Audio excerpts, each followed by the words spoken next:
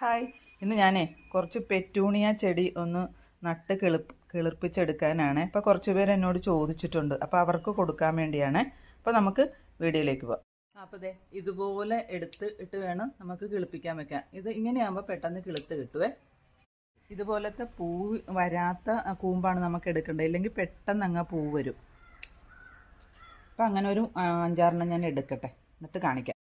അപ്പോൾ ഇത് കണ്ടല്ലോ, ദേ ഈ ഒരു സാധനമാണ് ഞാൻ വെക്കുന്നത്. ഇത് വെച്ചാൽ മതി കിളുത്തുള്ളൂ. അപ്പോൾ ഇതിൻ്റെ അടിയിലെ ഇലകളൊക്കെ നമ്മൾ ഒന്ന് കളയണം, എന്നിട്ട് വേണം കുഴിച്ച് വെക്കാൻ. ഇതിങ്ങനെ വെച്ചാൽ മതി. ഇത് നമ്മുടെ ഡിസ്പോസിബിൾ ഗ്ലാസ് ആണ്. അപ്പം നമ്മൾ ഈ വേസ്റ്റ് വരുന്നതൊക്കെ ഇങ്ങനെ എടുത്തു കഴിഞ്ഞാൽ നമുക്ക് ഇങ്ങനെ ഉപയോഗിക്കാൻ പറ്റും. ചെടികൾ നടാം, അത് വിത്തുകൾ പാകാം. അതിനായിട്ട് ഞാൻ എടുത്തുകൊണ്ട് വന്നതാണ്.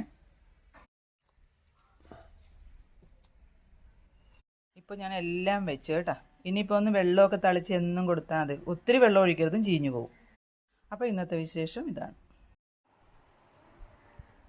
ഹായ്, ഇന്ന് ഞാനേ കുറച്ച് പെറ്റൂണിയ ചെടി ഒന്ന് നട്ട് കിളിർപ്പിച്ചെടുക്കാനാണ്. അപ്പോൾ കുറച്ച് പേര് എന്നോട് ചോദിച്ചിട്ടുണ്ട്, അപ്പോൾ അവർക്ക് കൊടുക്കാൻ വേണ്ടിയാണ്. അപ്പോൾ നമുക്ക് വീഡിയോയിലേക്ക് പോകാം. അപ്പോൾ ദേ ഇതുപോലെ ഇട്ട് വേണം നമുക്ക് കിളിപ്പിക്കാൻ വെക്കാൻ. ഇത് ഇങ്ങനെയാകുമ്പോൾ പെട്ടെന്ന് കിളുത്ത് കിട്ടുവേ. ഇതുപോലത്തെ പൂ വരാത്ത കൂമ്പാണ് നമുക്ക് എടുക്കേണ്ടത്, ഇല്ലെങ്കിൽ പെട്ടെന്ന് അങ്ങ് പൂ വരും. അപ്പം അങ്ങനെ ഒരു 5-6 ഞാൻ എടുക്കട്ടെ, എന്നിട്ട് കാണിക്കാം. അപ്പോൾ ഇത് കണ്ടല്ലോ, ദേ ഈ ഒരു സാധനമാണ് ഞാൻ വെക്കുന്നത്. ഇത് വെച്ചാൽ മതി കിളുത്തുള്ളൂ. അപ്പോൾ ഇതിൻ്റെ അടിയിലെ ഇലകളൊക്കെ നമ്മൾ ഒന്ന് കളയണം, എന്നിട്ട് വേണം കുഴിച്ച് വെക്കാൻ. ഇതിങ്ങനെ വെച്ചാൽ മതി.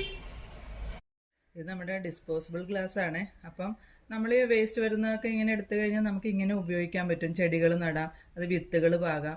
അതിനായിട്ട് ഞാൻ എടുത്തുകൊണ്ട് വന്നതാണ്. ഇപ്പോൾ ഞാൻ എല്ലാം വെച്ച് കേട്ടോ. ഇനിയിപ്പോൾ ഒന്ന് വെള്ളമൊക്കെ തളിച്ച് എന്നും കൊടുത്താൽ മതി. ഒത്തിരി വെള്ളം ഒഴിക്കരുതും, ചീഞ്ഞു പോകും. അപ്പോൾ ഇന്നത്തെ വിശേഷം ഇതാണ്.